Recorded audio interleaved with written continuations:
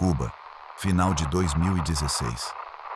Um diplomata americano está em casa, em Havana, quando ouve um som agudo, quase mecânico, vindo de um ponto específico do quarto.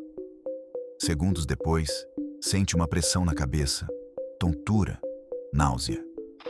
Ele se move 1 metro para o lado e o som some. Volta para o mesmo ponto e o som reaparece. Esse foi só o primeiro de dezenas de casos que, quase 10 anos depois, os Estados Unidos ainda não conseguiram explicar. E o mais estranho, o caso não morreu. Em janeiro de 2026, ele voltou às manchetes com uma descoberta que pode ser a peça que faltava. Ou só mais uma pista falsa. Nos meses seguintes, mais diplomatas e funcionários da C1A, baseados em Havana, relatam a mesma coisa.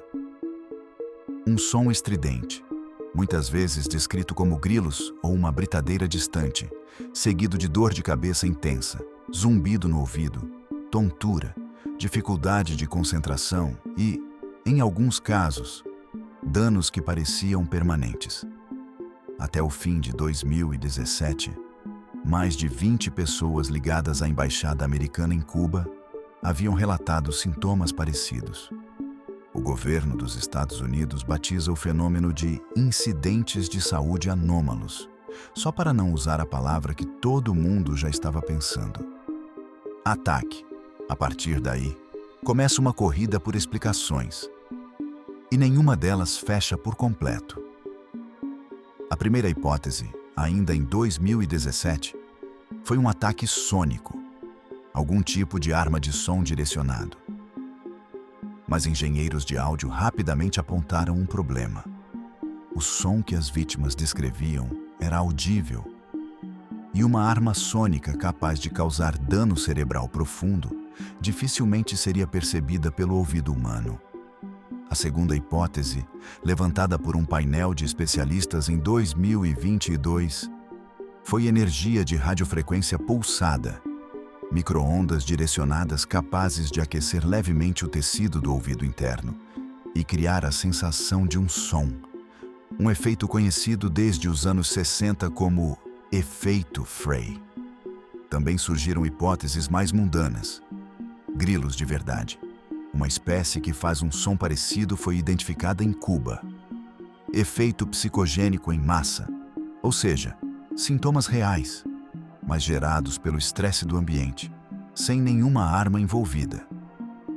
E, mais recentemente, no início de 2026, um físico tcheco propôs que um laser infravermelho pulsado poderia produzir os sintomas por um efeito optoacústico.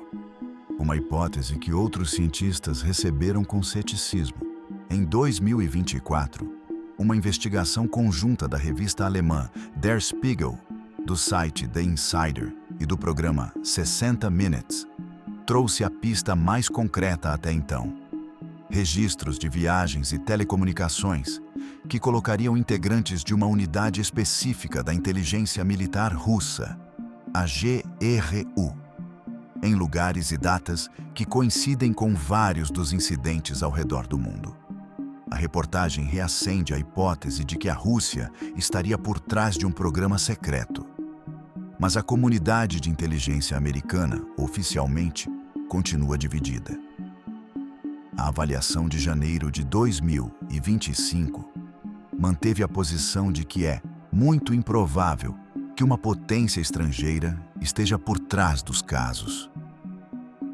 Ainda assim, pela primeira vez, uma agência de inteligência destoou do consenso e classificou como chance real que um adversário estrangeiro tenha desenvolvido um dispositivo capaz de causar os sintomas. E é aqui que o caso, que já parecia estagnado, ganha um capítulo novo.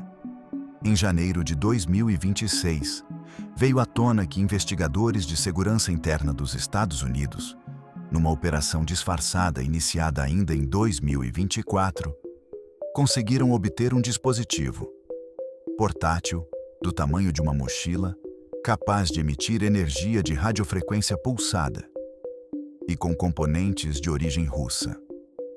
A aquisição teria custado mais de 10 milhões de dólares.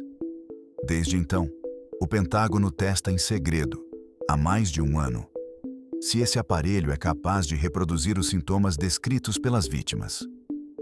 O mais intrigante é que ninguém confirmou publicamente quem construiu o dispositivo ou quem o possuía antes. Os componentes russos complicam mais do que resolvem a questão. As autoridades fazem questão de dizer que o aparelho não é inteiramente fabricado na Rússia. Ou seja, quase 10 anos depois do primeiro caso, os Estados Unidos podem estar mais perto de provar que existe, sim, uma arma capaz de causar a Síndrome de Havana. Mas ainda não sabem, ou não dizem, quem a usou. No fim das contas, a Síndrome de Havana continua sendo um dos maiores enigmas da era moderna da inteligência americana. Não porque falte teoria, sobram teorias, mas porque, 10 anos depois, ninguém consegue provar de forma definitiva qual delas é a certa. Pode ser uma arma secreta, pode ser um efeito psicológico coletivo, pode ser um inseto barulhento no lugar errado, na hora errada. E para as centenas de pessoas que dizem ter sentido aquele som e aquela dor, talvez a pergunta mais difícil não seja o que foi isso? E sim, por que depois de tanto tempo, ninguém consegue responder?